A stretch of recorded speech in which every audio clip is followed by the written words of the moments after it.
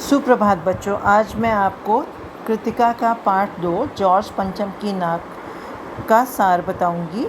George पंचम की नाक कमलेश्वर द्वारा लिखित है।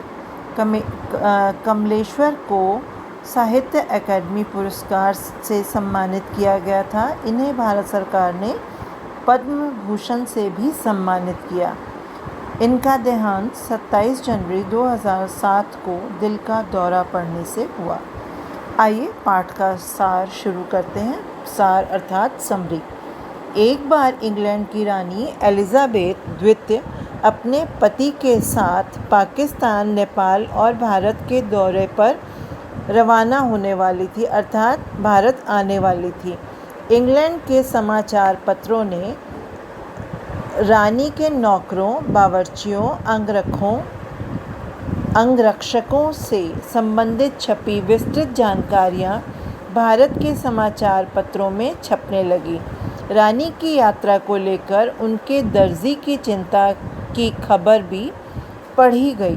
रानी का आगमन दिल्ली में होना था, इसलिए सड़कों को सुधारा जाने लगा, इमारतों को सजाया जाने लगा।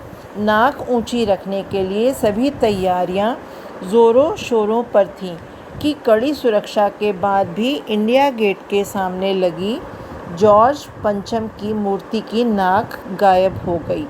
विदेशी मेहमानों के आगमन पर एक विदेशी सम्राट की नाक के ना होने पर भारत की नाक नहीं बच सकती।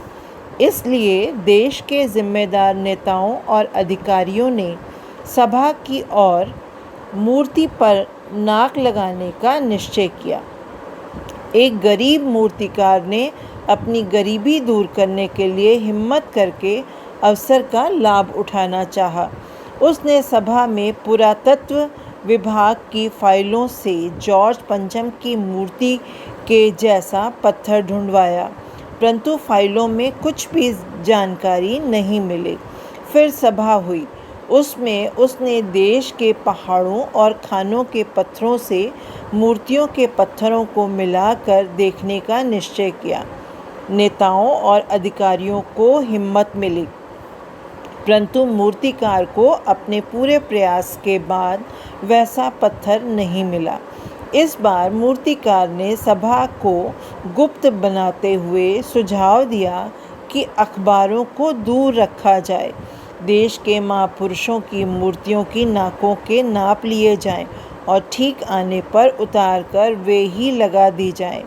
घबराहट के बाद भी सदस्यों सहित सभापति ने मूर्तिकार को अनुमति दे ही दी, परंतु दुर्भाग्य से पूरे देश के महापुरुषों की मूर्तियों के साथ सन 1942 के आंदोलन में बिहार सचिवालय के सामने शहीद हुए बच्चों की मूर्तियों की नाकें भी जॉर्ज पंचम की नाक से बड़ी निकली।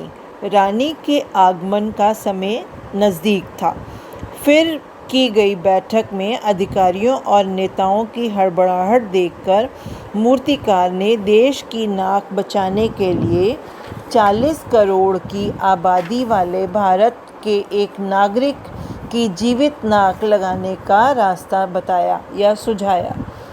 अपने प्रस्ताव पर सभा में सन्नाटा देखकर मूर्तिकार ने खुद आगे बढ़कर जब काम करने की जिम्मेदारी ले ली तो उसे फिर इस कार्य की अनुमति मिल गई। अब जॉर्ज पंचम की मूर्ति की नाक साफ की गई, उस पर रंग किया गया। अखबार वालों को खबर दी गई कि जॉर्ज की मूर्ति की नाक की समस्या का हल निकल आया है, नाक लगने वाली है। अपनी ही योजना पर परेशान मूर्तिकार ने एक दिन कमेटी वालों से जीवित नाक लाने और लगाने में मदद मांगी। कमेटी वालों ने मूर्ति के आसपास बने तालाब की सफाई करके ताज़ा पानी भरा और अगले दिन मूर्तिकार ने मूर्ति पर नाक फिट कर दी। लोगों ने जॉर्ज पंचम की मूर्ति पर जिंदा जैसी नाक दिखाई देने वाली नाक देखी। मूर्तिकार के साथ सभी खुश थे कि समय से पहले ही देश की नाक बचाकर नाक ऊपर रखने का इंतज़ाम हो गया। अखबार वालों ने तो उस दिन किसी के अभिनंदन, स्वागत समारोह या उद्घाटन की ना तो खबर छापी और ना ही फ़ोटो। केवल मनुष्य की तरह दिखाई देने वाली जॉर्ज पंचम को लगी नाक की खबर छापकर नाक रहित हुए भारत की असलियत को उद्घाटित किया। अर्थात हम गुलाम होने के बावजूद भी एलिज़ाबेथ के सामने अपने आप को सरेंडर कर रहे हैं और उनके ही किसी राजा की नाक बचाई जा रही है।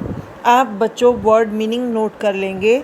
मय के साथ, पधारना, आना, शाही, राजसी, दौरा, आगमन, फौज, फाटा, सहायक लोगों की बनी भीड़, पन्ने रंगना, लिख कर भर देना, बावर्ची, खाना बनाने वाला, खानसामा, खाना परोसने वाला, तहलका, ज़ोरदार हलचल, शान शौकत, ठाट बाट, बेसाख्ता मीन्स स्वाभाविक रूप से, नेचुरली, रहमत, दया, काया पलट, रूप परिवर्तन, नाज़नीनो, कोमल अंगों वाली, पेश, प्रस्तुत, दास्तान, कथा, मजाल, हिम्मत, अजायब घर, प्रदर्शन घर, लाट, मूर्ति, गश्त, पहरा, सरगर्मी, हलचल, खैर ख्वाह, भलाई चाहने वाला, जान में जान आना, राहत महसूस होना,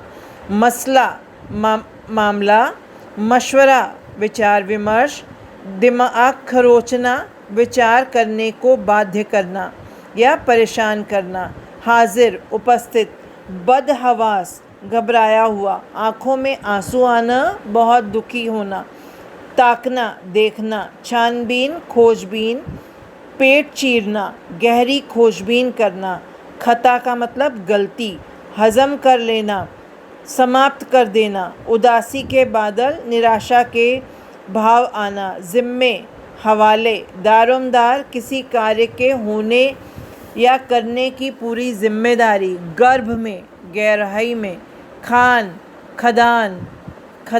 का मतलब खदान, हताश, निराश, लानत, धिक्कार, सिर लटकाना, निराश या उदास होना, चप्पा चप्पा खोजना, बारीकी से खोजबीन करना, तैश, आवेश, आँखों में चमक आना, आशा बंधना, इजाज़त, अनुमति, आँखों में खुशी तैरना, प्रसन्न होना, खलबली मचना, घबराहट फैलना, सन्नाटा, खामोशी, अचकचाया, चौंक उठा या हैरान हो गया, हथियारबंद, हथियार लिए हुए, हिदायत, निर्देश, कतई, बिल्कुल, गौर करना, विशेष ध्यान देना, फीता, रिबन भी बोलते हैं, रंगीन डोरी, सार्वजनिक, सभी के द्वारा प्रयोग किया जाने वाला, अभिनंदन, स्वागत, मान पत्र, सम्मान में दिया जाने वाला पत्र। धन्यवाद बच्चों।